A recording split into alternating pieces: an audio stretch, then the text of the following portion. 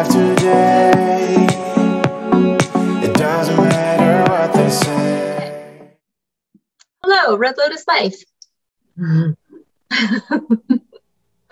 All right, so I am very excited to introduce you to my very good friend, Casey Brown. Casey, thank you so much for being here today. Yay! Thanks for having me. Yeah, so excited because, let's see, Amal, what can I even share about you? I feel like we've known each other for almost 25 years. We have been through thick and thin, like as individuals, also as friendship. Our friendship has it survived so many things. And transformations. Yeah. And so like we've both, I think, done so much transforming since way back when. Mm-hmm. Sometimes people grow apart during that, but we've kind of stayed in step. Mm-hmm. Been good. Yeah. And I want to just kind of tell everybody a little bit about what a badass you are, because that's what, I mean, honestly, you've lived this incredible life that has been, I can't wait for it. I feel like there's definitely going to be books, and I say books, meaning plural. And I definitely feel as if those books will be made into movies. Plural. Again, there's so many storylines. You have so many storylines. But one of the things that has always impressed me about you is that you're always real. You're always authentic. You have been a model who has been published in magazines and have posters everywhere. She's famous in certain areas of this country. Like she'll go into a bar and her posters are plastered everywhere because of the type of photography that she does. She's been so beautiful in every way. You are a student of life. You continue to go to school and to educate yourself. You've done so many different career paths. I mean, it really doesn't matter what you do. You kick ass at literally every single thing you do. So you've been, you've gone to beauty school. You've opened your own salon. When everybody told you that a home salon especially wouldn't work, you nailed it. You kicked ass in your salon. You are an incredible, motorcycle rider. I don't even know what to say about you and your Harley and the relationship that you have with your Harley. You've survived a motorcycle accident that resulted in head injury and brain injury. Pieces of metal are in your body. I mean, I can go in all these different directions. I remember even when you and I first met, we met actually because of our first husbands. And even that story alone of you being kidnapped by your first husband and drugged. And I mean, this happened when we first got to know each other. And then fast forward through the years of motorcycle accidents and marriages and divorces, and then children. You've raised how many children that aren't your own? And There were originally 6, and 2 of those are mine, and a third that I adopted. Yeah. And then moving into the service work that you do for everybody. I mean, you just barely won an award last night at the Chamber of Commerce gala for the service work that you do, but even moving into the service work that you do in Haiti and how you have literally rescued a child there. So even with the human trafficking and all of that, you get all of it. You have the birthrights to, or not I've birthright, been there. Birth certificate. It's because I've been there, One thing I'll say about service work that I've seen in general, when you look at anybody who's service-minded, who does a lot of service work, I always think to myself, what brought them here? Because I don't feel like people who have had it easy come to service. Because it's like, if you've known profound hunger, then you will feed the hungry because you've been there, you've felt that. So I feel like people who are very strong in their service, who do a lot of it, I always wonder what the backstory is, like what brought them here. Because people who have had it easy don't tend to empathize with people who are struggling to the extent of sacrificing their time and energy and money to help them. Mm-hmm. It's just an observation I've made. It doesn't mean that nobody that's had it easy can help people. It's just something that I've noticed. Yeah, I'm the same with you. I always wonder what their story is, especially when you see them sacrificing all of their precious resources, right? Like that's another thing. Like you are now you're a real estate agent, and you became a real estate agent when at the beginning of a pandemic. And I remember that conversation too. And you're like, I don't even know how to make money. But the reason why you became a real estate agent was to fund your service work, because you spend thousands and thousands and thousands of dollars. I'm just trying to tell people what you do. Like in Haiti, Casey has put in wells and literally. Well, it wasn't a well, it was a water project, same diff, I guess, but it's actually like filled by a cistern that a water truck fills, and then it got piped into this area where didn't have water, but kind of the same concept. I don't want to get credit for stuff I didn't do. So I'm like, yeah, no, definitely correct me and everything, because there's so much that you've done. You're such a heart-centered person. And, it's interesting because when I heard that story, you had found out that the little girl that you later end up rescuing, you found out that she didn't have water for 3 days. And so this is actually why. So Casey was a successful entrepreneur, decided to be a real estate agent, and just to have the extra money to give to the people of Haiti that she has gone. How many times have you gone over there now? 4 or 5, I think. Yeah. But you literally have relationships with these people. Like you are paying for school to stay open.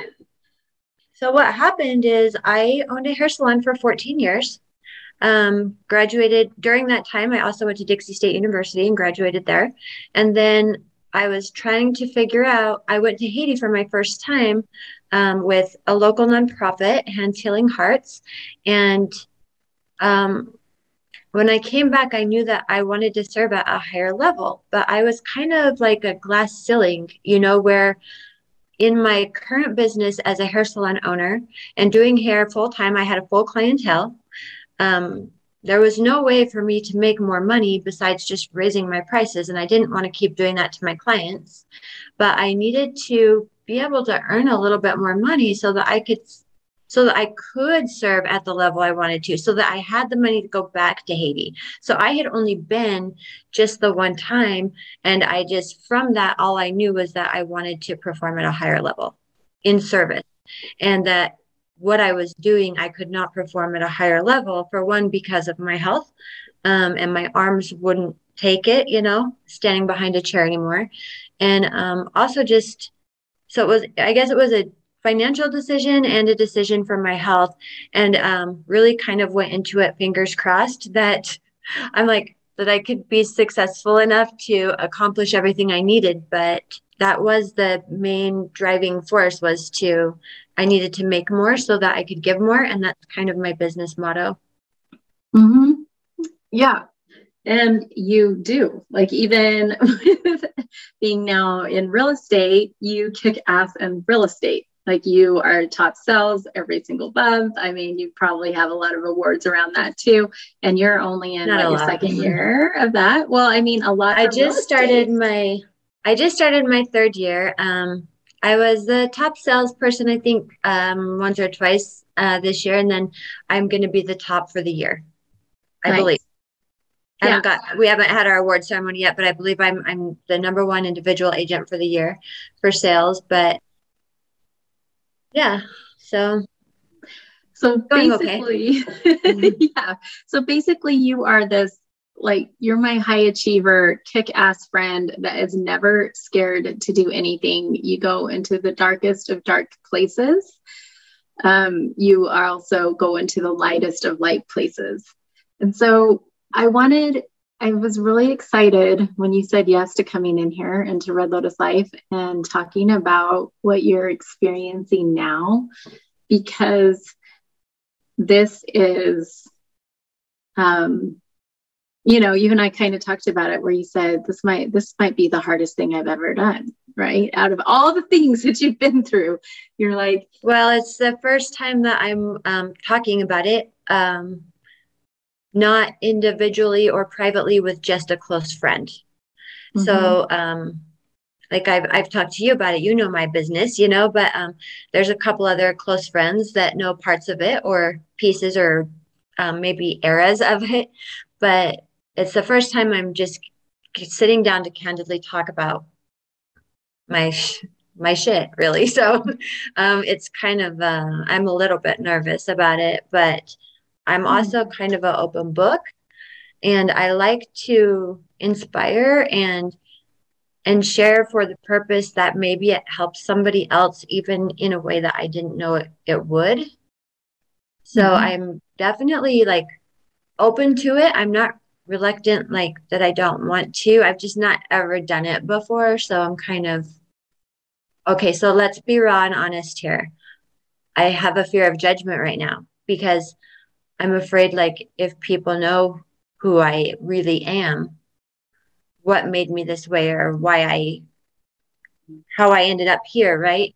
If people really knew that truth about me, that maybe I would be seen different or as less. I know it's an irrational fear, right? Yeah. Because we all have something that we came from. We all became what we are, right? So if it was hard times that brought you to where you are, but where you are is positive, then I should not fear judgment. But in all honesty, I'm a little bit like, well, what if somebody I know sees this and then they know these things about me and then they don't see me as the same person? But it doesn't matter. None of that's really truly relevant. It's just old conditioning. Yeah. Oh, I love you for all of who you are. I always have. And I appreciate you for even saying that piece, because I feel like that's a fear that everybody has, right? And you are, in the public spotlight quite a bit with the different things that you do. So I do spend a lot of time in the public. Yeah. Yes, that's probably a big part of it. Just that so many people know me and I am so active in my community, but you never know what kind of doors this could open up. And I don't know. I feel like when people are transparent and they're authentic and their truth and who they are, that is the most beautiful thing. Like that, actually, I'm like a moth to a flame like that. And so just know this community is very safe, and we've all been through shit. All of us have been through shit. I think that's why we're all here. So I wanted to just ask you, and you can say whatever you'd like to say or even choose not to say it. It's so just open here. We have zero structure. So it's like, I just wanted to ask if you would share, because I know the health issues that you've had over the years. So do you mind just kind of explaining a little bit about your health issues right now?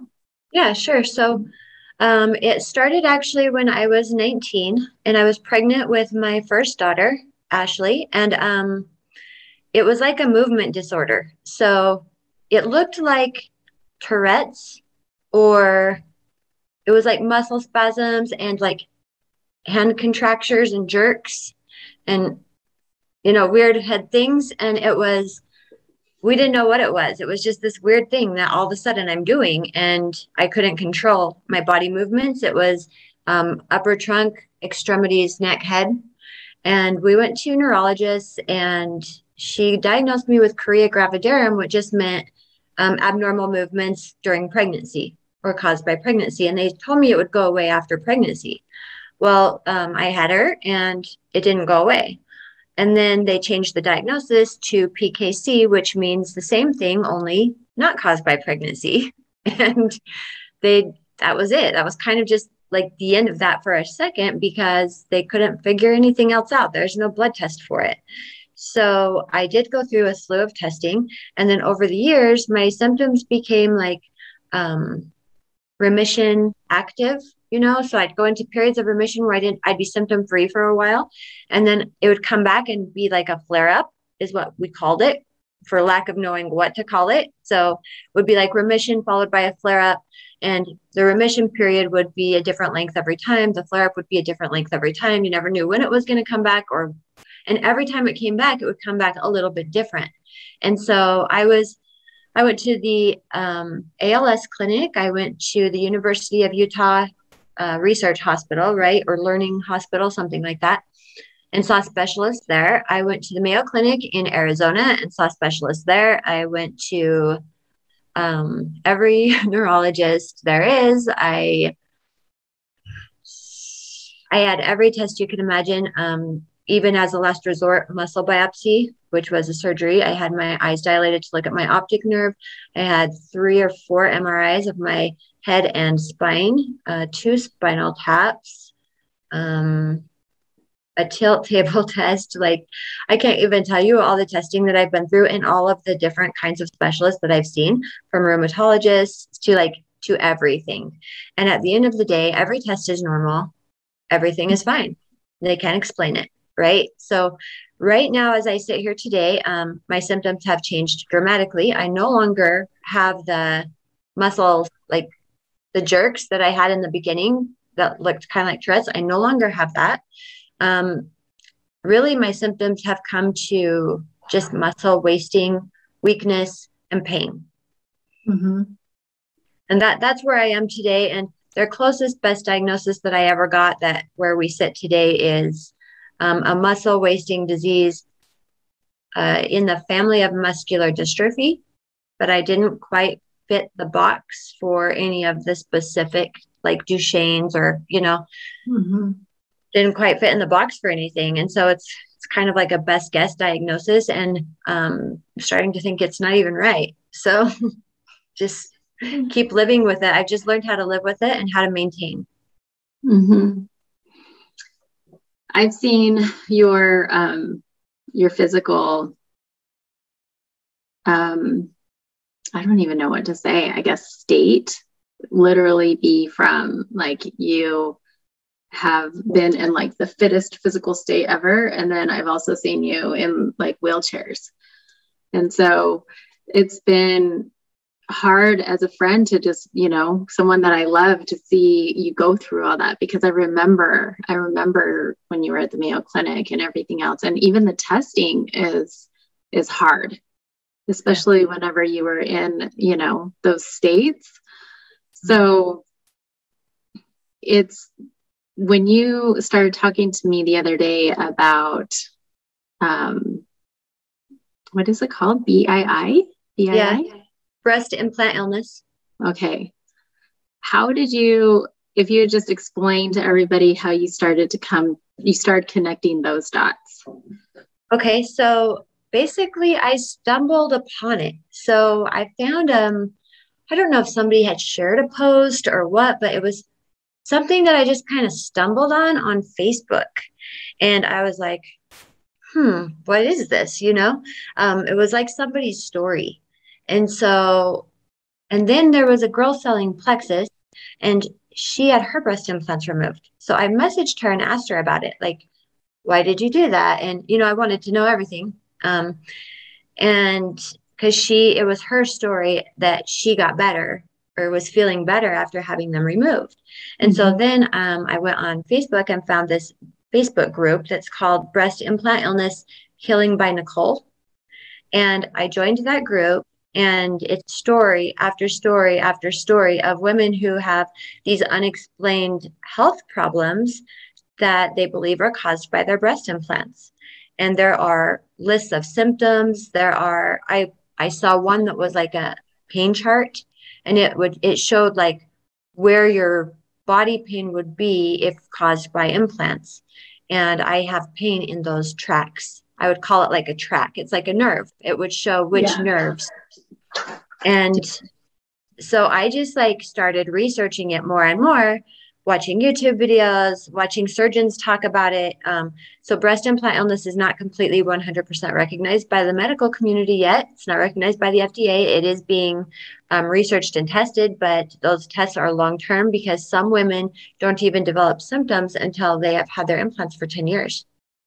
So it's a long-term study. So we're not going to have it, we're not going to see it officially recognized by the medical community for quite a while just because the study is so long, but it's definitely opening eyes. And there are a lot of surgeons who themselves are recognizing it and seeing it with their own patients. There's one surgeon in Los Angeles, actually, and he only does explanting now. He will not do implants. And he says that like a very high percentage of his clients report feeling 100% better after explant. And he has done his own like little studies in his clinic where he monitors them, you know, their progression and what their symptoms were before and after. And he said some of these he can actually prove with blood work because their thyroid balance is out and, you know, different blood work actually shows significant improvement after explant. But some of it is, you can't test it. You know, it's them saying my joints don't hurt anymore and stuff like that. Right. And so some of it is subjective and some of it is objective where he can actually prove it. And I watched him talk all about it. So even though it's not recognized, it is being noticed and embraced by some in the medical community. So good. I feel like there's a lot of women out there that are going to actually benefit from even you talking about it because it took somebody else talking about it, right? And then you saw that and went, oh, da, da, da. And now you're saying I didn't even know it was a thing. Yeah, it's like if you don't know it's a thing, then you don't know. And the thing is that say you get breast implants 5, 10, 15 years later, you're having health problems that started and came on slowly or out of the blue. And every specialist, every doctor you see, every blood test you do is normal. No person ever thinks, well, maybe it's because of my breast implants. Like you don't connect the two. It doesn't fit. And because the timeline usually doesn't match up because people go, well, I've had my breast implants for 10 years and I haven't been sick before. So it couldn't be caused by those. Right. But the truth is that it leaches into your body slowly and every body is different. And so I think it depends on the individual body and how they are going to react to having something foreign in there. Yeah. So we have a question here. Someone is asking if you have ever been checked for dystonia. I don't know. Dystonia? You're like, there's so many tests. Yeah. Seriously, so many tests that if we didn't regenerate blood, I'd be dead. So, and years of it. So no, I have not. I don't know if I have been. I know that I had one neurologist and they have like their sheets of every blood test. They check mark which test they want you to have, right, for the lab. And I walked in with every single box check marked on 2 sheets. So, I mean, they took 10 vials out of each arm.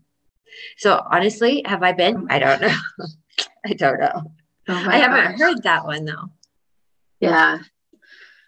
Yeah. I just remember. Seriously, over the years, because like you have to think, I'm 42 and I was 19 when symptoms started. And I've been, like you said, in a wheelchair from this. I went in a period of a week. I lost the use of my legs.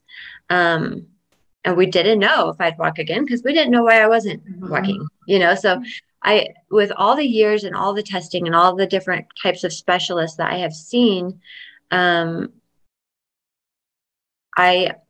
guess you get used to people saying, oh, try this, try that. I bet you have this, or my friend has that, or, you know, and after a while you kind of like tune it out because you've tried everything and you've been through everything. And I guess in a way you get tired of it. Everybody thinks they're a doctor.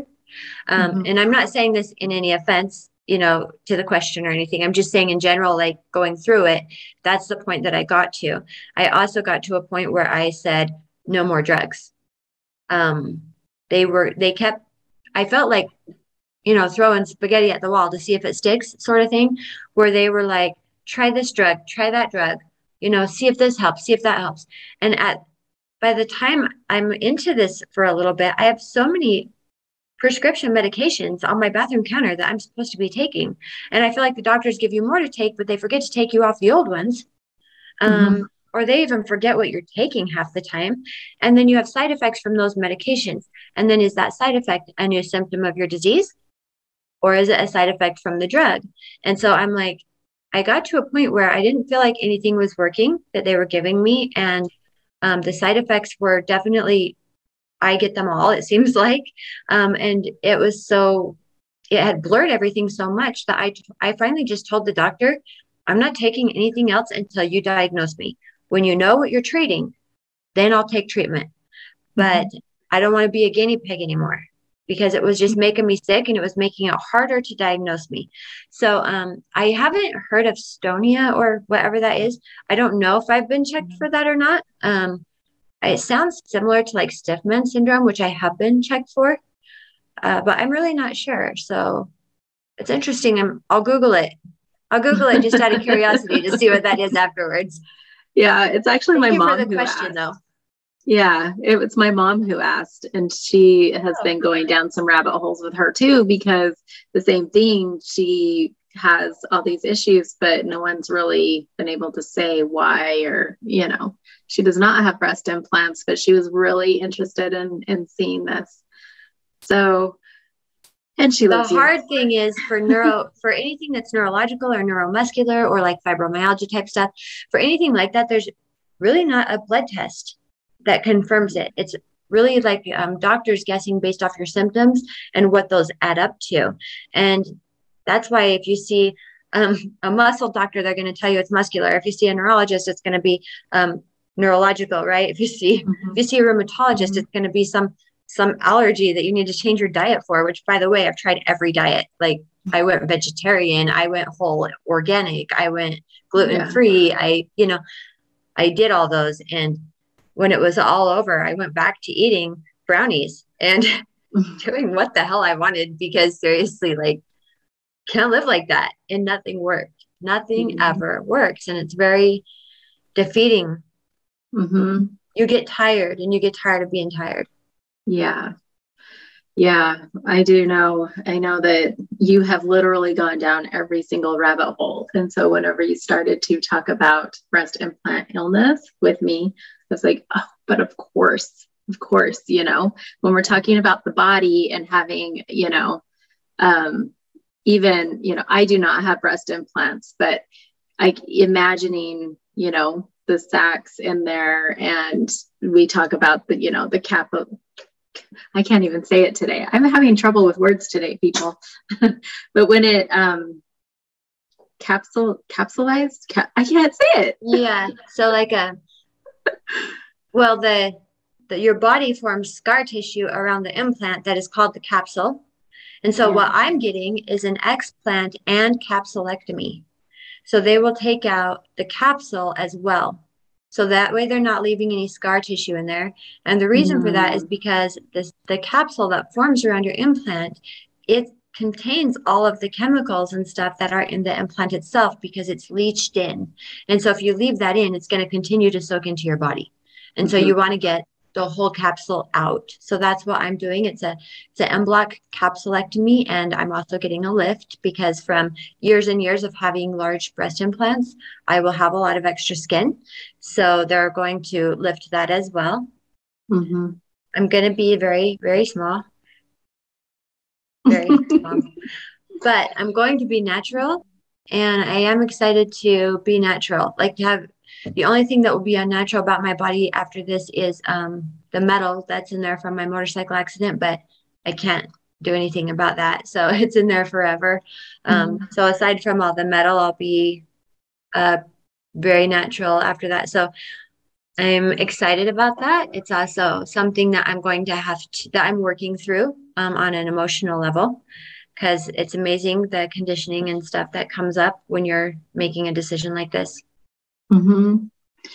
Yeah. So that's actually what brings us into Red Lotus Life.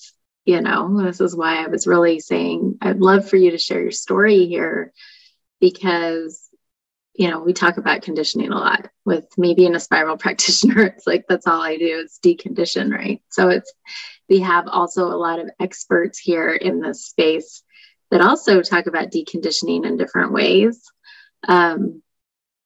So I'd love if you wouldn't mind sharing now, because when you said I might be small, and I could see that all rising within you, right? And I think you're beautiful. I think you're going to be so beautiful. You're beautiful now. You're going to be beautiful then as well. We already know this about me. We've already had this conversation, but I could see even those feelings rise, right? That's been part of your identity for so long. So, do you mind sharing a little bit about where you're at emotionally and mentally with even that?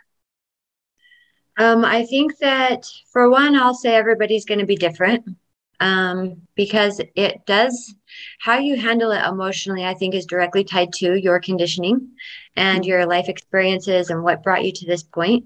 So I think some people handle it really well. I've seen women who are just so excited to get it done, and they just want them out, and they're like, yahoo, they are celebrating and they're just excited, and it never even crosses their mind what they might look like or anything. They're just happy to get them out, and they just breeze right through it.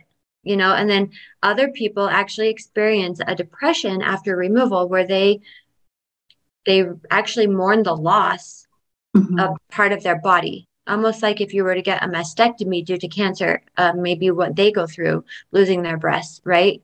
And so some people experience a pretty good depression following a surgery like this. And again, I think it just depends on what your body image is and how you view the importance of that. Where does that rank and what's important to you, right? And that comes down to conditioning, even in your earliest years. So for me, where I am right now today, I am just kind of wishing that it was over, so that I don't have to keep climbing in this rabbit hole.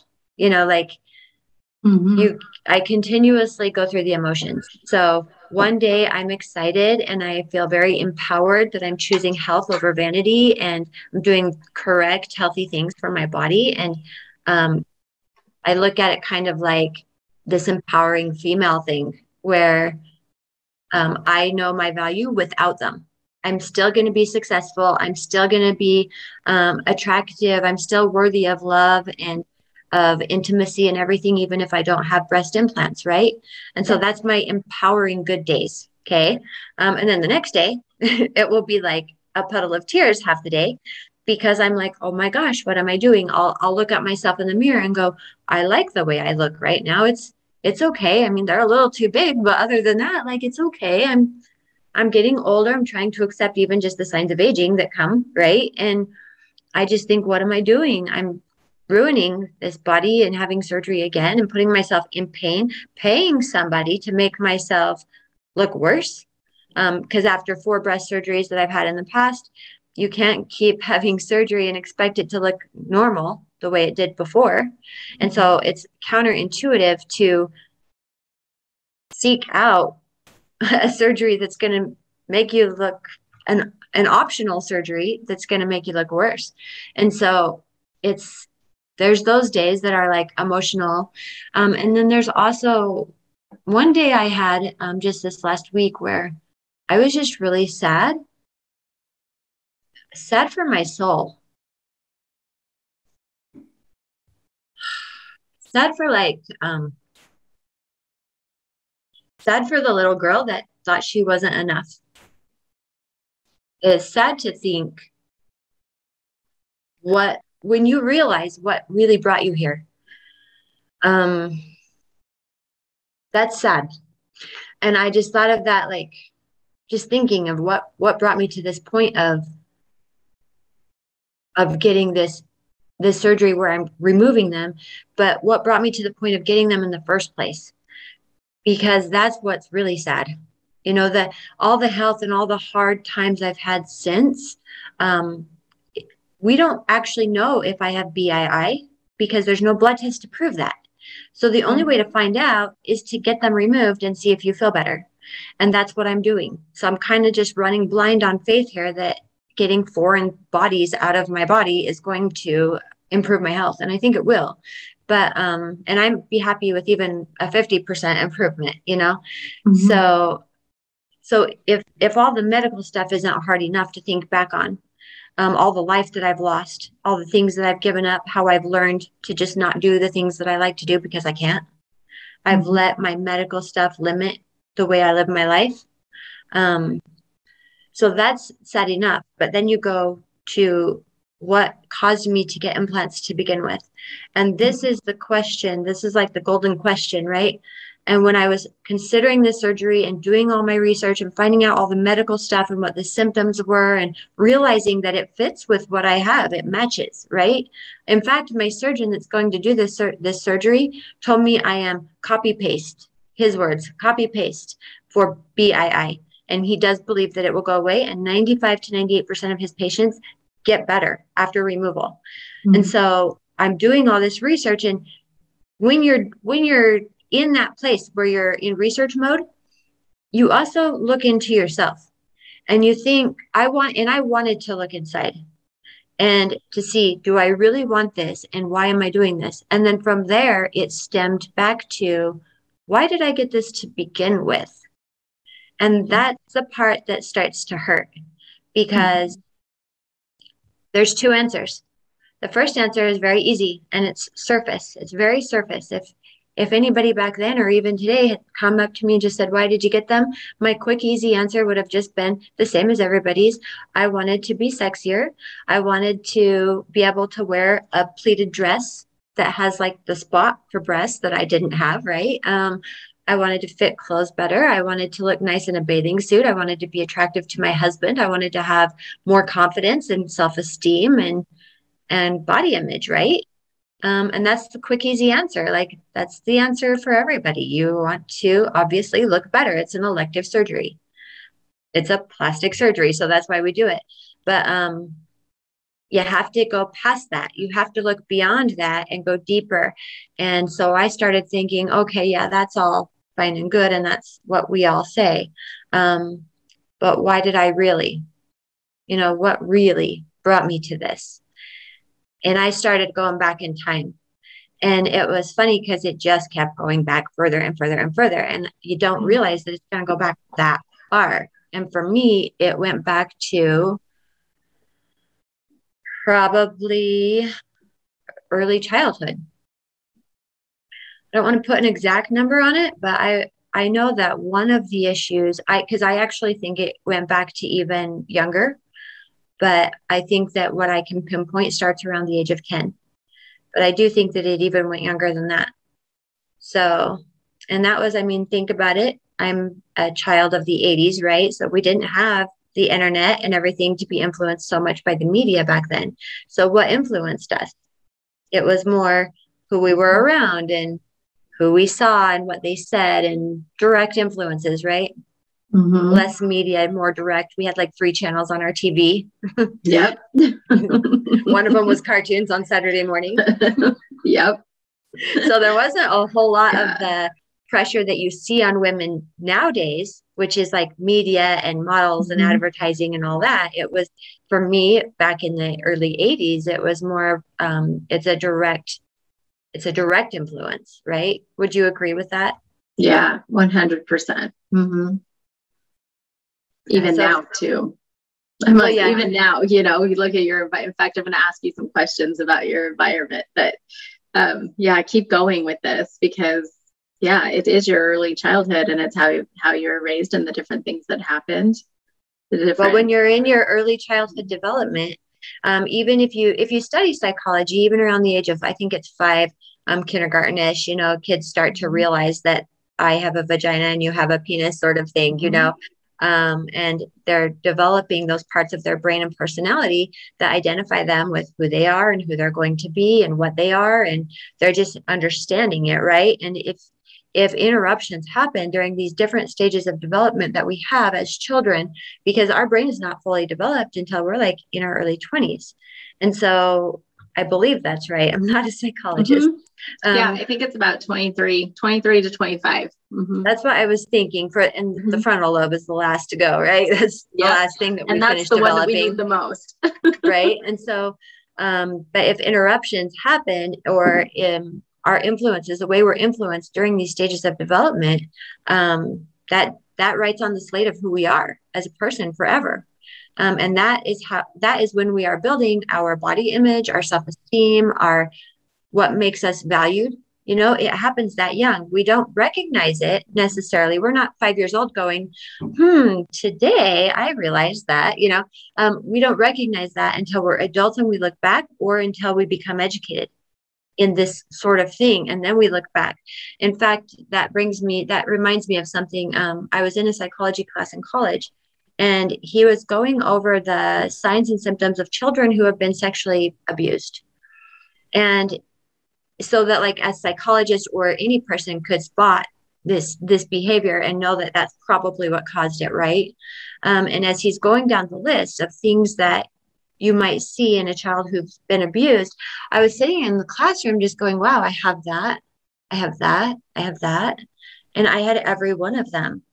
And in my whole life, there was never a time where I thought I was an abused child or that I had signs of abuse, right? I never would have thought that.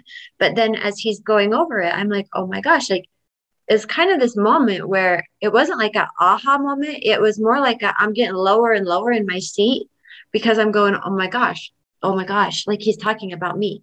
And then it's like shame, like feelings of shame and stuff start to come up because, oh, did I do something wrong?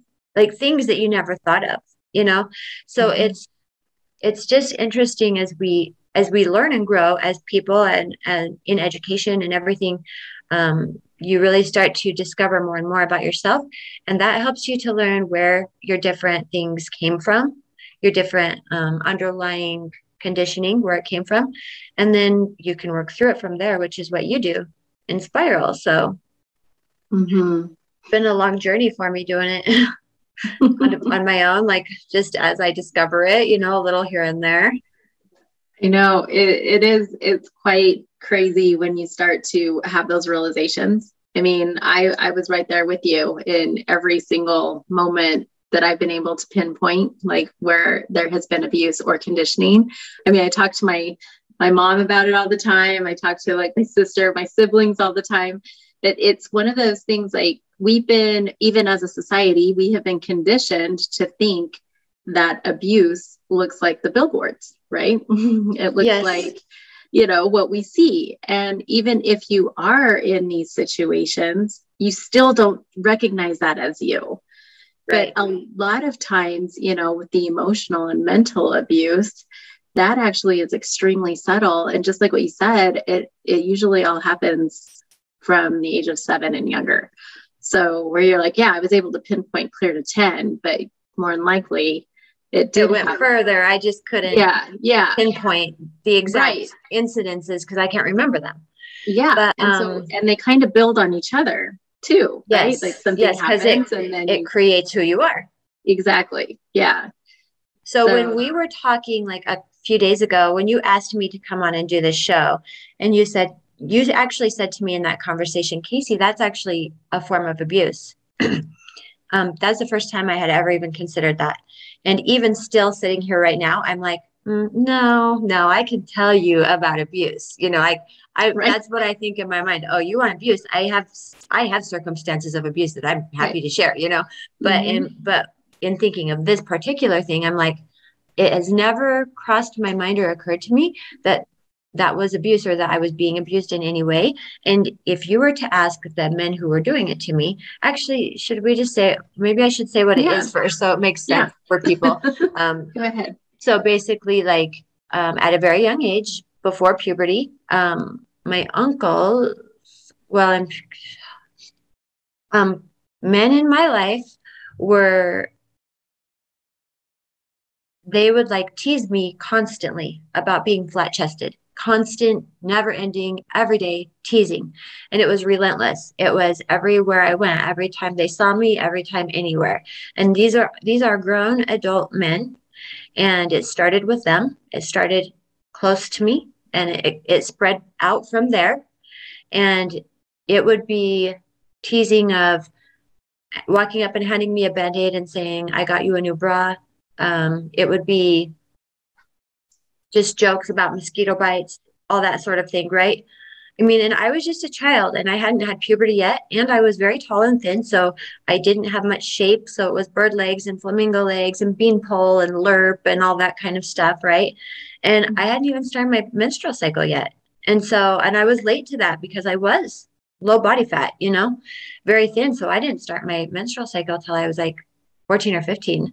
And these men started this when I was very young, before I should have even been expected to have anything there anyways. And then from there, it's like other people would see it. So people that were my age would see this happening and they would see everybody laughing about it and it was okay. So that means they can do it.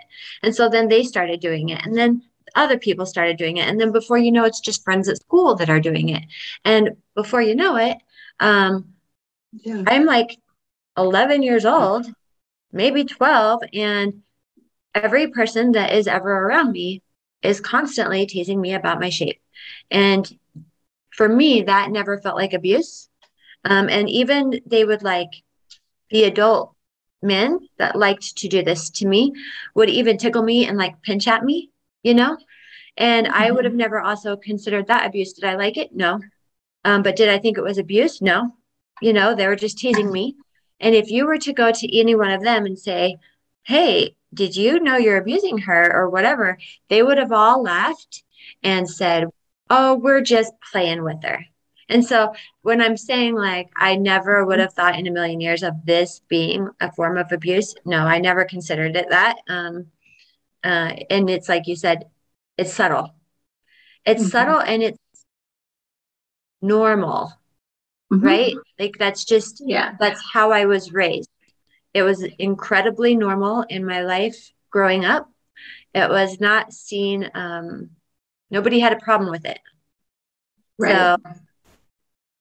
So it's probably it's still obviously left a mark on me that I'm dealing with now, but one of the lesser abuses, I guess, it's not something that I've ever looked at and considered an abuse.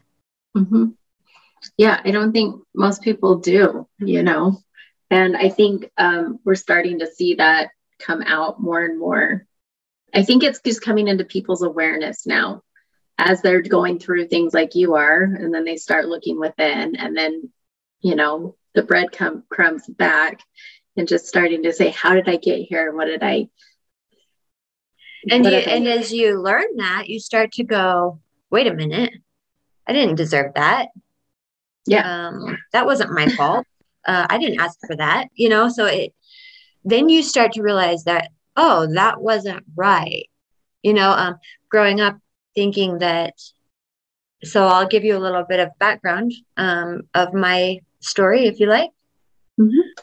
Okay. So, I grew up in a situation where, I believe that I was highly sexualized. How do I say this? So I'm trying to not get specific for name's sake. So we'll just say that I was raised where there was a lot of emphasis and value put on the way I looked from a very young age, very young. And it was an extremely inappropriate value that was put on this by inappropriate people that should not have had an opinion like this. So it was warped from the very beginning. And then, I followed suit is what happened. I was taught very, very young where my value was, and that was in my physical, and what made me special, and that was in my physical. What made me different was in my physical, right? And when you have figures, role model type figures in your life that are instilling these sort of thoughts into your mind, and writing on the slate of who you are when you're going through those phases of development, what happens? You follow suit. So as I got older, I did everything that I thought was normal. So as a child, I would go to pornography stores, and I was very special because I was allowed to go behind the red curtain and cruise and look at everything. And it was no big deal. And I was special because they didn't let the other kids go back there. How old were you at that time? Oh, I was probably 8, 7, 6, 7, 8, 5, 6, 7, 8. I'm not sure. It was before my parents divorced. So I know it was under 10. Right. And I know the whole story. It's burned into my memory. You know, I remember waiting in the store for all the customers to leave so that we could go behind the red curtain, and that even the owner of the store tried to stop me, and that I was, nope, she's allowed in, you know, and I got to go in, and I pranced in there like he told you, you know, I'm allowed in here. So to me, that made me special. That made me special in the eyes of the person who was taking me there too, because he valued me enough to let me go in to this special place, right? So even that was normal to me.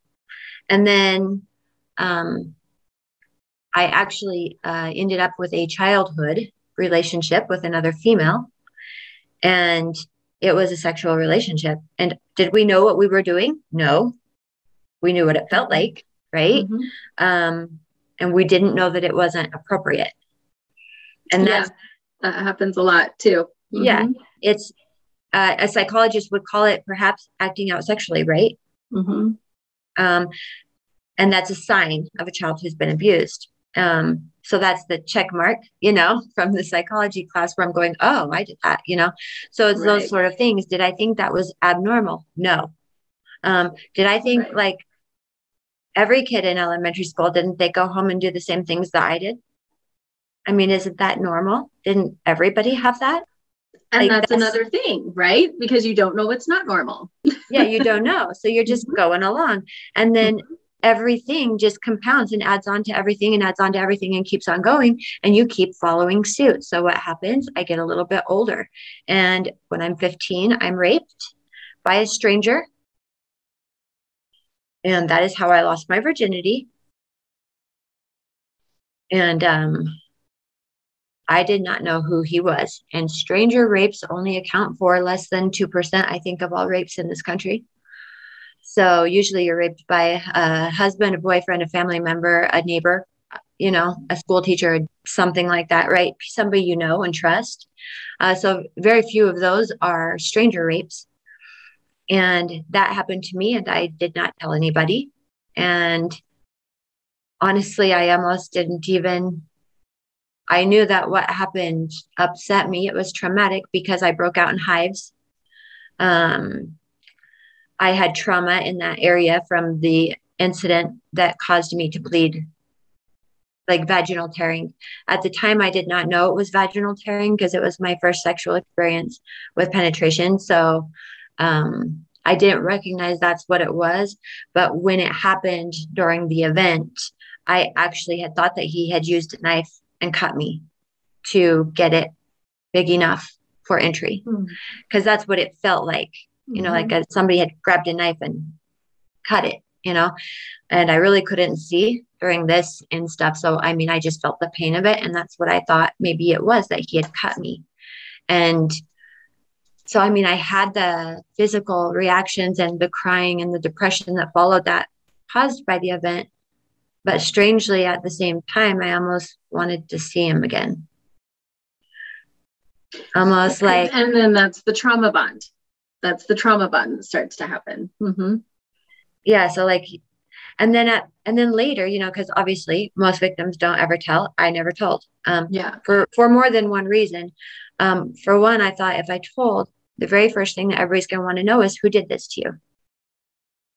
And I didn't know the answer. I didn't know who his name was. I didn't know if I could pick him out of a lineup. I'd never seen him before, and I hadn't seen him since. And I was fearful that by me not knowing who this person was, that everyone would think that I was some kind of slut that slept with someone who I didn't even know who they were. Right? Like, yeah. So there was that component of, oh no, they're going to ask me who it is. And then what do I say? You know, how do I get past that part alone? That's the first thing they're going to want to know. And I don't know the answer to even the first thing. And then beyond that, it was, would I get, my parents would find out that I had sex, and then would I be in trouble for that? And then would it get around? Would people know how people perceive me? Right. And of course I have guilt and shame and everything else, and think, well, it was my own fault. I allowed myself to get into that kind of a situation, and, and so you have a way of making it your fault. And that's just how it goes, So then from there, I get a little bit older, and I actually get into modeling. And when modeling came along, it was perfect for me. I was scouted first time, so I never seek it out. I was never actively looking to be a model. I got a phone call one day from an agency in Salt Lake, and I didn't know how they had even found me or anything. Didn't know who they, how did they do that? We wasn't the same as it is today. So, but that was my first modeling time that somebody even mentioned modeling to me. That was when it was. And it's funny because as a child growing up, I remember in elementary school, having somebody, the teacher or something, say, what did you want to be when you grow up? Right. And in my mind, I thought I wanted to be a stripper or a truck driver. And because I felt like either one of those would make the men in my life proud of me. And that's because of the early conditioning of what gives me value and makes me special and everything else. It's the physical, right? So then when modeling comes in, I did not feel like a duck out of water. I didn't feel out of place. I didn't feel anything. In fact, I felt valued. I felt like it's lockstep. It's right in line with everything else, right? And so when that came up, and it was promiscuous modeling, it was motorcycle modeling, Harley stuff, topless, just sexy clothes, leather. It wasn't all. I did bridal fashion shows and stuff like that as well. But but you were a natural. Famous. Like, I just have to say this: you are a natural at. So this actually kind of goes into play, right? Because you were a natural at the sexy stuff. Like, Casey is a beautiful, beautiful woman inside and out, but you can tell that you are very comfortable in front of the camera, Yeah, I'm not shy. I'm not a shy person. I never was, because from childhood, I knew I was catered that way. I was groomed that way. Right.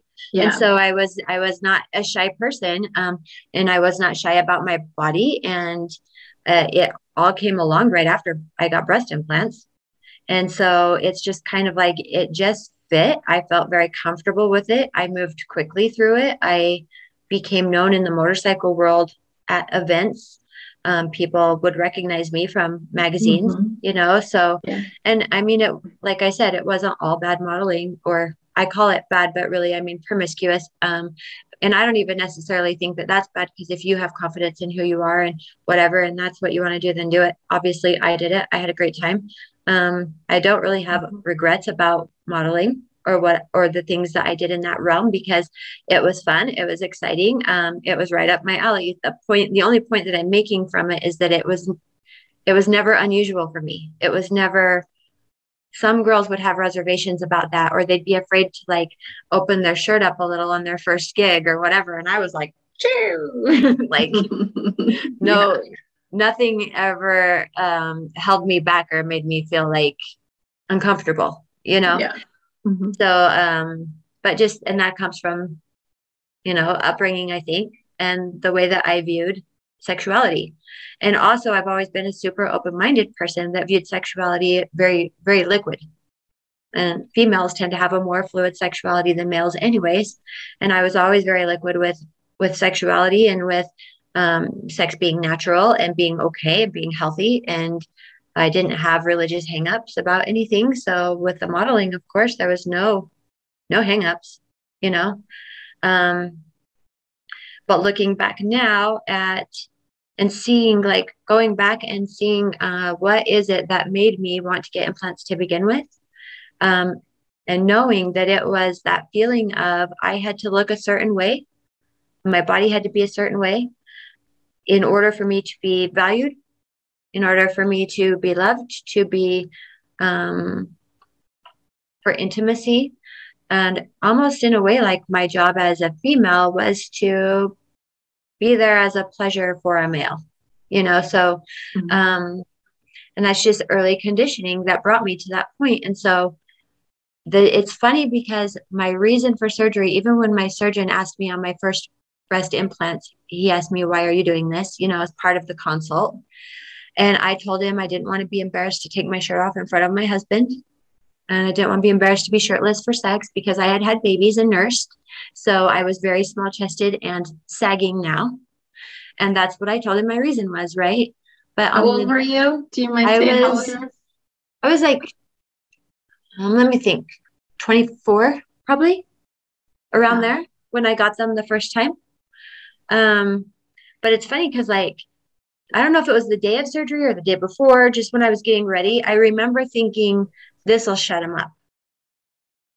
And it wasn't my reason. When you asked me, what's your reason? That wasn't my reason. But when it came down and it was time to do it, what went through my mind was, this will shut him up. This is going to stop the teasing. You know, this is going to stop people from being able to say anything about me being flat chested. Like, this is just going to shut him up. And you know what? It did shut him up. So after I got implants, there were no more flat chest jokes. There were no more beanpole shapeless. I had shape. I looked like a woman. I felt very comfortable in that. I was very excited, happy. It did improve my confidence. I did take my shirt off during sex, like had all of the effects that I wanted it to have. And it stopped the people from teasing me. So I no longer had to hear those type of jokes anymore. So it worked for all intents and purposes. It worked. But it's sad to look back and know that I was so broken and warped. I like the word warped because I had a warped sense of self, warped sense of identity, warped sense of, because it's all being seen through this warped lens, right? To me, it was normal and fine and natural. And I never felt abused, you know, but it was a warped identity that I was seeing myself through. So it's sad to think that I was so insecure with who I was physically that I was willing to go to the extreme lengths of having a painful cosmetic surgery and putting these things inside my body that were foreign and that naturally your body rejects. That's why you form a scar tissue capsule around the implant, is because your body wants to get rid of it. It wants to push it out, but it can't. So it forms that capsule around it to separate it from the rest of your physical body. But the implant itself, people think it's just what's inside, that if that leaches out, you get sick from that. But that's not true. The capsule, like the implant, the outer shell of the implant that holds the saline or silicone inside, is plastic, and it contains actually heavy metals and silicone. It's a silicone capsule. So just that capsule alone actually leaches things into your body, into your bloodstream. And I think your body fights it for so long, and it gets tired, and then it starts affecting other systems. And then plus you have the chemicals going into your body that affect other systems. I wanted to say something really quick because I knew you back when you had this done too. And it's like, you were very self-confident. Like, I just want, because I want people to understand and realize that you never portrayed any kind of, like low self-esteem or any confidence, or, I mean, you've always been that really strong, like brave woman, that was very comfortable in your skin. And so this was part of the reason why I wanted to ask you to come in here and just talk about it, because this is not about, we're not having this conversation about, whether or not implants are for somebody or not. It's your body. I just want to say that to everyone. It's your body. You get to choose what you'd like to do with it. And it's loving it, right? Loving it. But from being on the outside, Casey has never been somebody who ever portrayed herself as being anything less than. So to hear her when we were talking about this, and for her to start to say, I never knew Maybe I didn't remember people saying these things to you, but it's your perception, right? Just like what you said, it's your perception. It's that lens that you're seeing yourself through. I wanted to ask you one more thing about, what was it? Oh, the environment. Okay. So, you're talking about what people were saying to you and you wanted to shut them up. Do you mind speaking to what you and I were saying, or what you had shared with me when people found out you were even looking into this? Because now, as an adult and in your 40s, again, it's like who you're surrounded by is your environment. And I was shocked to hear, I'll say that, I was shocked because I love you so much and I want you to have the best quality of life that you can have, because I've seen what you've gone through.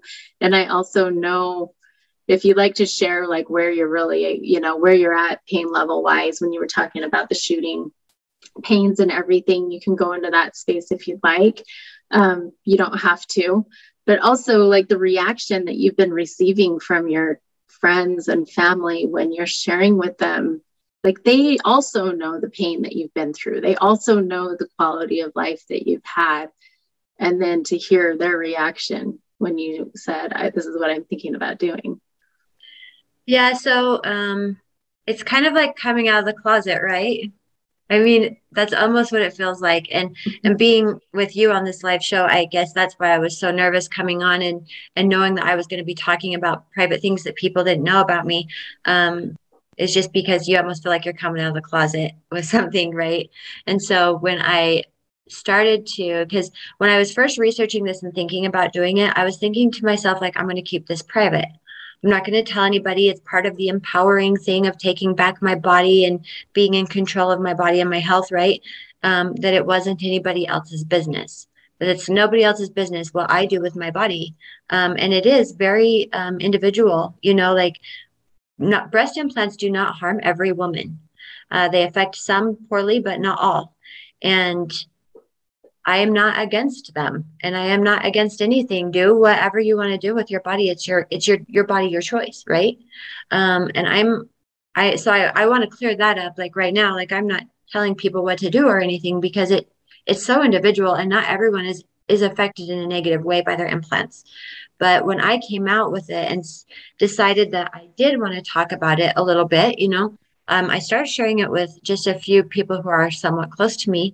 And some of the reaction of men were, and not even only men, actually, one female as well, was, oh my gosh, like, why? The men are like, why?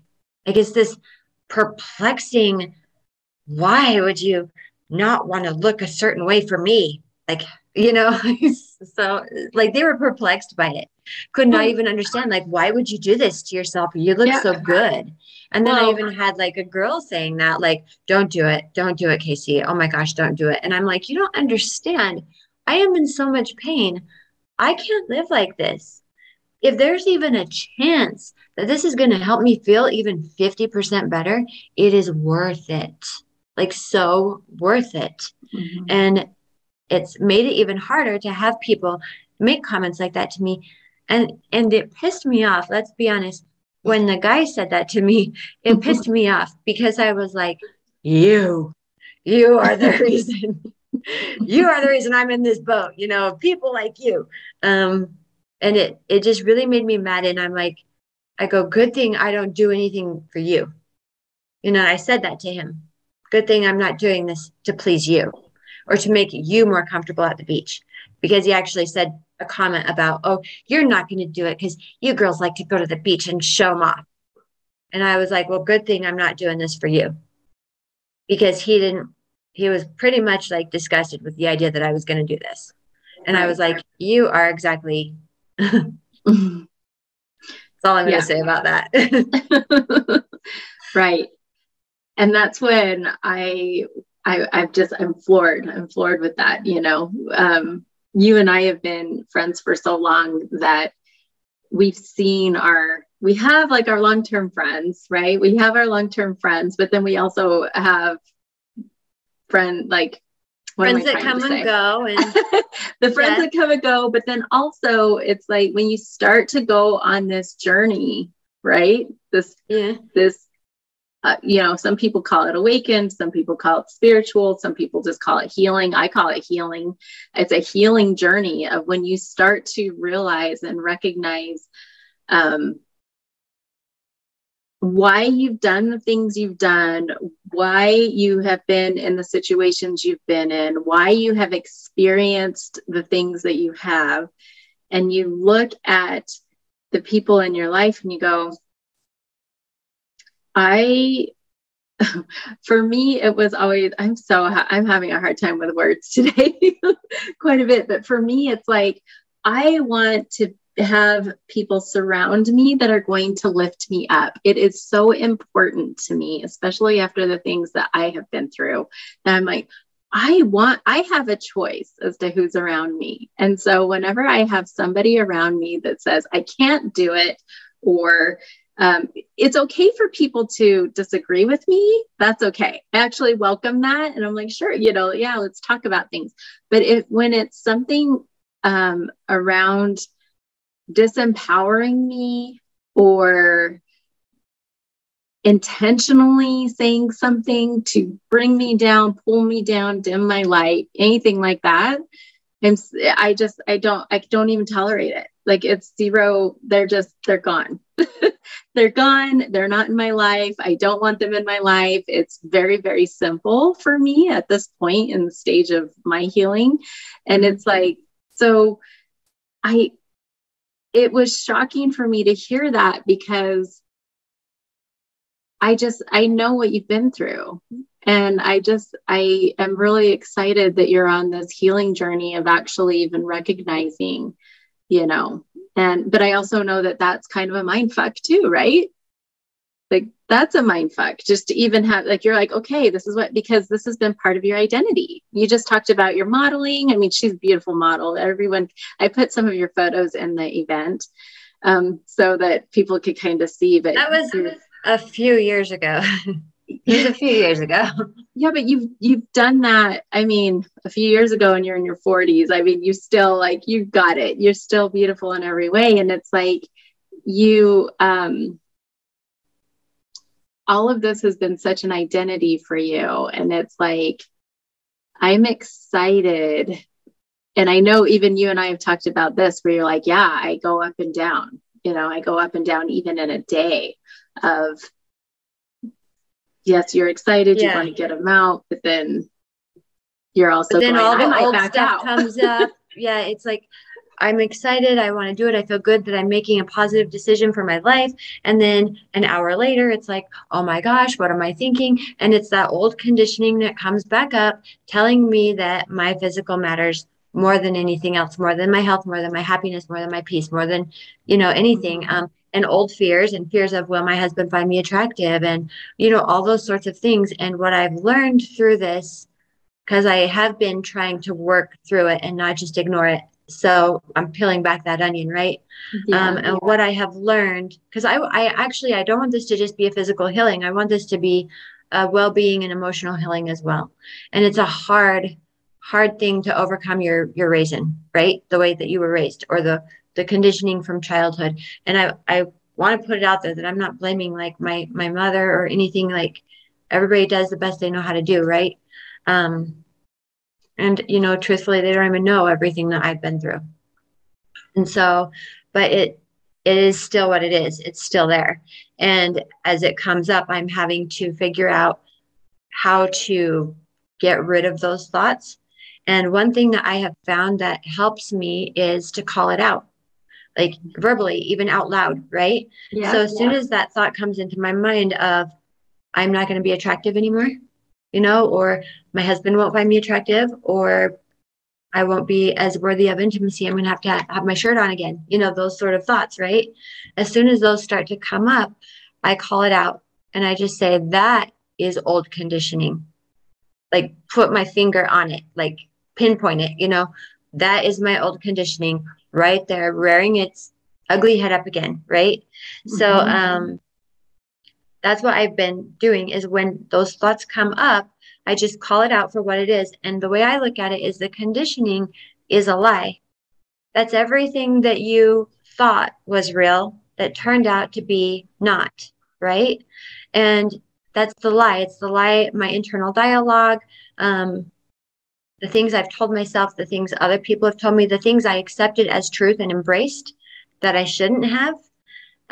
That's all your conditioning. Those are, you believed the lie. So now, and I mean, you can have positive conditioning as well, but in this case, it was negative. And so it's the lie. And so when these thoughts start to come back up, I call it out for what it is. That's old conditioning. It's not true. And I fight it by combating it with the truth. So if the lie is that I don't deserve intimacy or love or whatever, unless I look this way, then the truth would be that's not true. I'm still going to be successful. I'm still going to be happy. I'm going to possibly even feel better, which would make me better in business, better in my marriage, better as a mother, you know, more patience, less pain sort of thing. And so I just start telling myself the truth. So I call it out for what it is. That is not true. That's old conditioning. It's just a lie. And then I replace that with the truth. And the truth is that, you know, had I from a very young age, had I had the conditioning of your body is perfect exactly the way it was made, this would not be an issue right now, right? In fact, I probably would have never got the implants. I would have wondered why people were getting them because you're perfect the way you are. But that's not my earliest memory. Those aren't the conditioning that I have. So I have to fight back against that by telling myself the truth and telling myself the truth. And then, you know, I also incorporate a little bit of like manifesting sort of stuff where I just call it out to the universe and just be like, that's not who I am anymore. That's who I used to be. That's not who I am anymore. I am not the type of person that believes this, right? And I'll even say like, my positive thoughts are strong and my negative thoughts are weak. You know, just things like that to keep my head in the right place when it starts to go down that dark hole and to stay positive. Because why? Because like attracts like, because of the power of attraction, right? And so I don't want to be that person. And I don't want to be somebody who feels like a victim or attracts victims. I don't see myself as a victim. I just see myself as somebody who did pretty well in spite of some of the things that I had to deal with in my life, even into adulthood. So in spite of that, I turned out great, you know. That's just the way I look at it. Well, you are great and you've always turned out great and in every single moment. And I don't know if you and I have ever really talked about, I mean, we do talk about what I do, but we also don't talk about what I do. And for me, we try to. I know we try to, but then we go down to rabbit holes. Yeah. But, you know, one of the things that I have actually learned to claim over the last few years is that I'm a shadow worker. And I remember the very first time, I've even talked about it here in Red Lotus Life. I remember the first time somebody said, you're a shadow worker. And I said, no, I'm not a shadow worker. I'm a light worker, you know, all this stuff. So it reminded me of when you said light attracts light. But what really, you know, what I've found is that when you're going into these deep, dark places, like what you're doing and you're acknowledging that, like when you said, yeah, the first thing I do is acknowledge that old conditioning, and you acknowledge that, like that's the first step in even healing that right there, you know, because without the dark stuff and pulling it into the light and shining a light on it, even that's where we start to heal all the different wounds within us. And then that's when we actually become this strong, empowered, like light force that, yeah, you're already on the right track. I'm trying to be on the right track. You are. But seriously, like I am an imperfect, flawed human, and I do the very best that I can with what I have and what, you know, with everything. But I still care about, you know, my physical. I still want the good skin creams, and like I am far, far from perfect is all I'm saying. And like, definitely it's a work in progress, a continual never ending work in progress that I'm just like learning how to scratch the surface of. And I'm really hoping that post-surgery that I can still maintain this sort of control. Because even though I'm on this emotional roller coaster that I just want to get off of before I puke sort of thing, I'm calling it out and I'm dealing with it as it comes up. But after surgery, when I can't take it back, when it is what it is, and I'm staring it in the face, in the mirror, and seeing what all these years have turned into, right? And I'm going to be looking right at it. In that moment, am I still going to have the power and the strength in who I am to be able to pull myself back to why I did this? It was for your health. It's okay. How you look don't matter. Am I going to be strong enough to get myself back to that? Or am I going to be one of those people who get seriously depressed and mourn the loss of what they used to be? So I don't want that to be who I am. I'm trying to do the work now so that I'm prepared. But I mean, how prepared can you really be?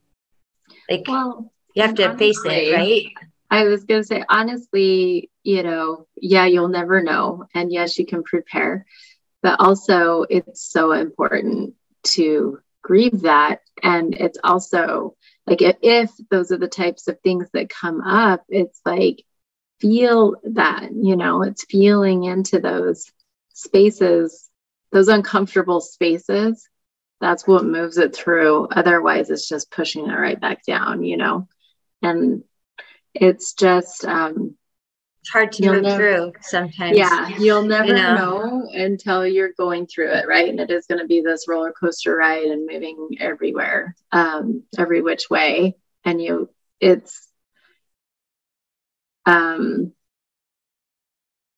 I wanted to ask you, because I do know the quality of life, right? So what is something that you're looking forward to? Because you keep saying, if I feel better, if I feel better.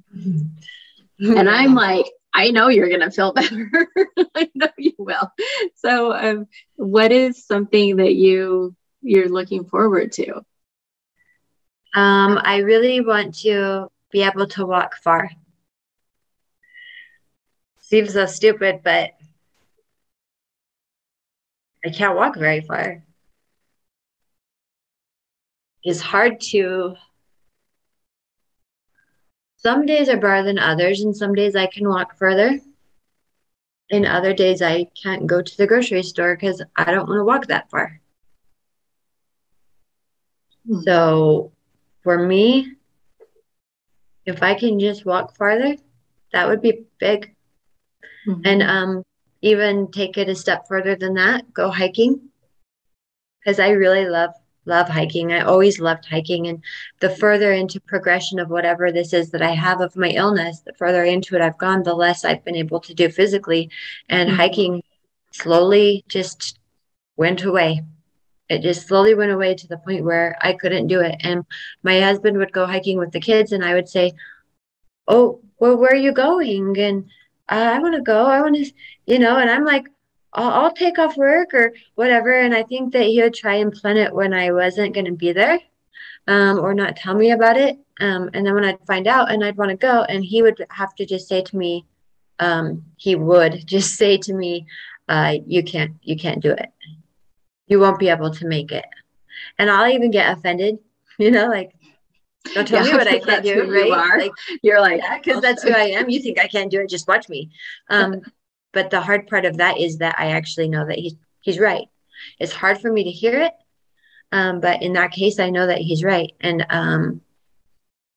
I'll drill him down about it. Like, well, how much of it do you think is uphill? And do you think I'd have to climb up on a rock or jump off a rock? Or is it a trail? Or is it, and I'll drill him down trying to figure out if he's wrong. And there's a way I can do it.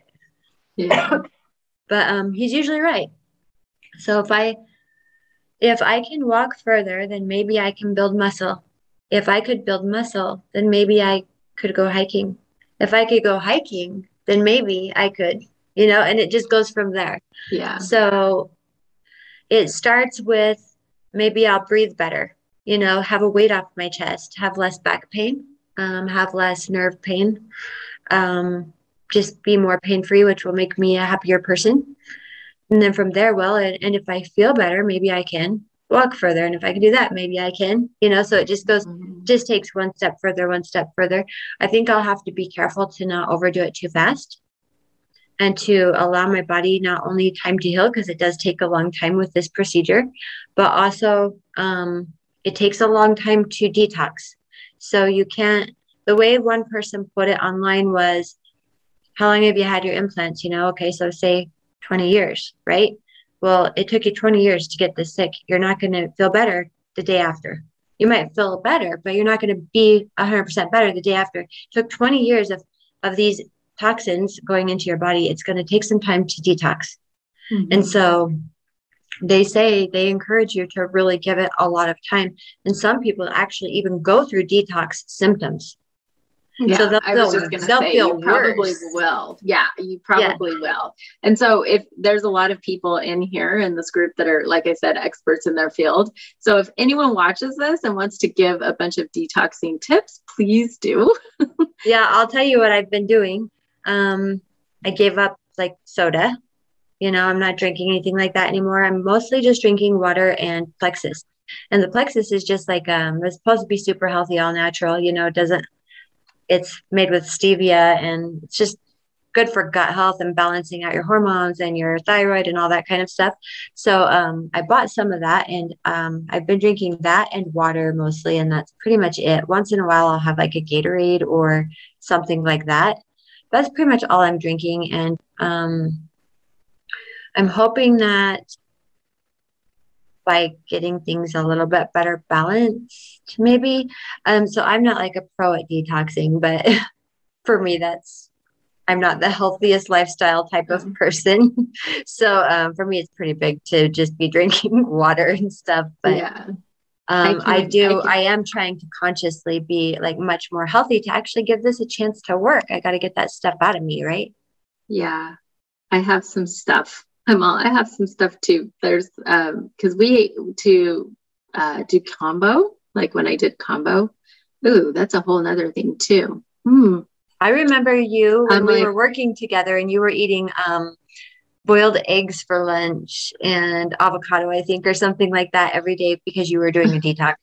And so yeah, I've thought of that. Like I'll be doing that after, like, oh my gosh, that's eating so my funny. boiled eggs. I remember that. Like it's been years ago that we worked together, but I remember on breaks you getting out your Tupperware and having your boiled egg with your avocado or something. If I remember right, it was like a boiled egg and a half of avocado. Yeah, always detoxing. I'm always detoxing. But I actually had to detox my body for combo.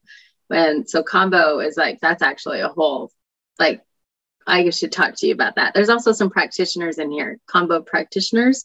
So I don't know, maybe this will work. Combo would work for you. I don't know why it wouldn't, because it actually releases the toxins in your body. But I detoxed my body for combo so that I didn't have as many toxins to actually release, because I was like, I just want to feel good, so it's the same thing. But I've had you for an hour and a half, and I know that you're actually at a friend's house taking care of her. So I just want to say, I'm just so grateful for you, and you're such, I know I keep telling everyone you're a badass, and we haven't even touched on, like, there's so much to you that I admire and I love. And this is huge in so many ways. And I'm just really excited for you. I'm excited for you. Thank you. Yeah. And I mean, there are people who are excited for me. It hasn't all been negative. I mean, I have had very positive role models in my life. I have had good people all throughout my life that came in and helped me get through the hard things, or rescued me from a bad situation, or even that are being supportive now. My one friend that was initially like, don't do it. Like, she's totally changed her perspective now. And she's like, I'm really happy that you're doing this for your health. And maybe I'll follow suit, she says, maybe I'll do it after you, sort of thing. But I think it takes that first person to be brave, to kind of show everybody that it's okay. Yeah. It's okay if we don't look a certain way. It's okay to, like, decide that you don't have to be something that you're not. So I don't know.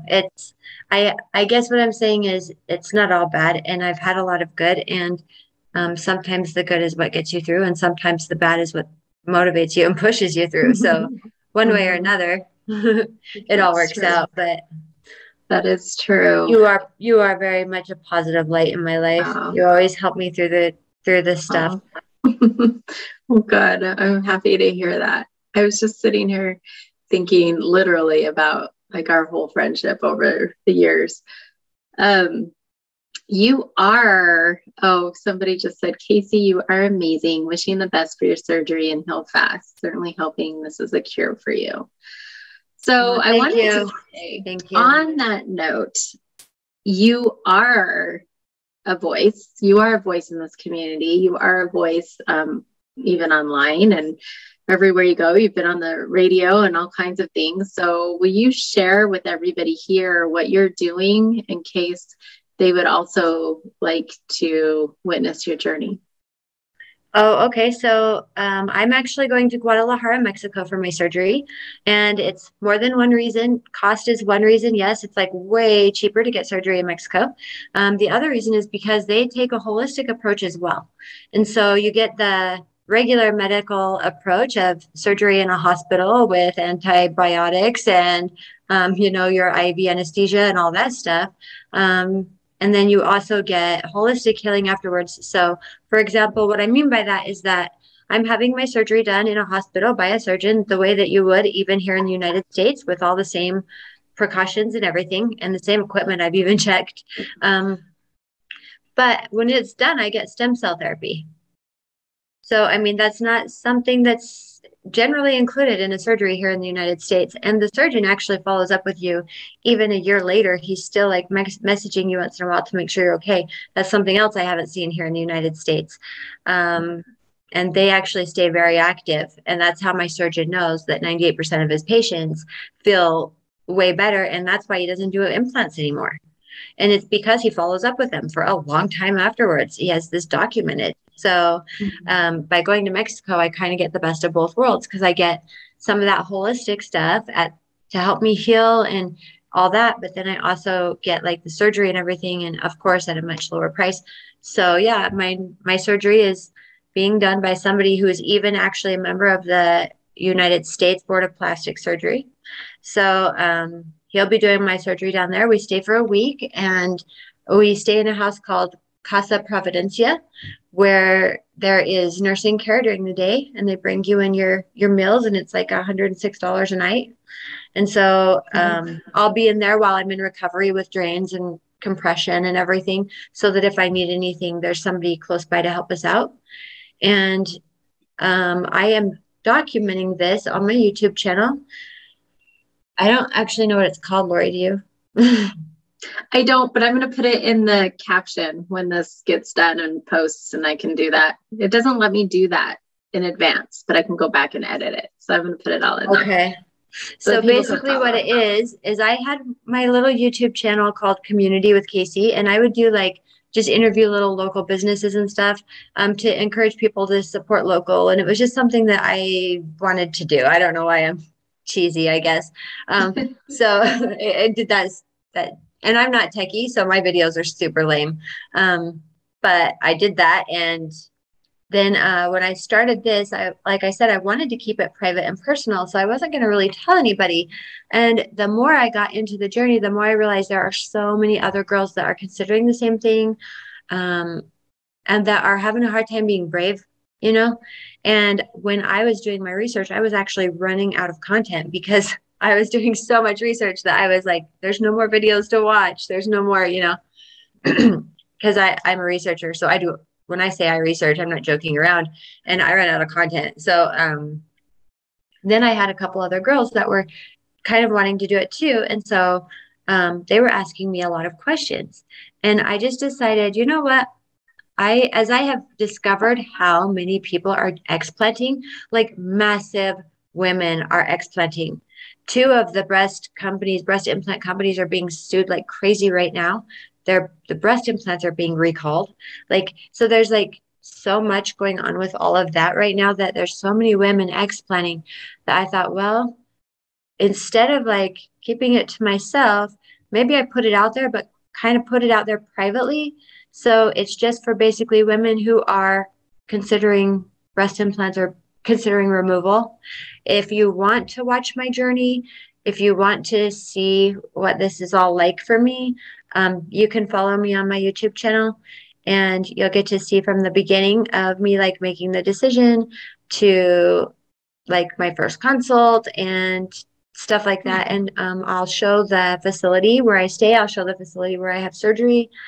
And you'll just get to kind of watch my journey. And at the very end, I'll do some before and afters maybe. But it's basically like I'm kind of keeping that on the down low, like that page on the down low. So if it's something that if you're a female and you're considering this, then definitely follow along. If you know somebody else who is considering, you can share it. I'm just not like posting it on my personal page or anything because I just wanted to put it out there so it's there if somebody needs it. Mm-hmm. Yeah. And you've already done like 3 videos, I think, right? Yeah. And I tend to ramble. So yeah. I'm not the best at it, but it is what it is. You know, I think it's perfect. I think it's perfect how it is. And I know that people are grateful for you sharing your journey because I also know, just like with me sharing my journey of even domestic violence, people are starting to go, oh, wait, that happened. People start to connect the dots. So with you and, BII, it's like, just like what you said, it's not recognized right now. It's in the early stages of recognition. And so the more that people are talking about this, the more people will start to go, oh, I have these symptoms. Maybe that's how it happened for me. Yeah, exactly. So I think it's important and people aren't talking about it because it's in early stages. So, well, and if it's all said and done and I don't feel better, you'll know it. It'll be on my YouTube channel. Like crap.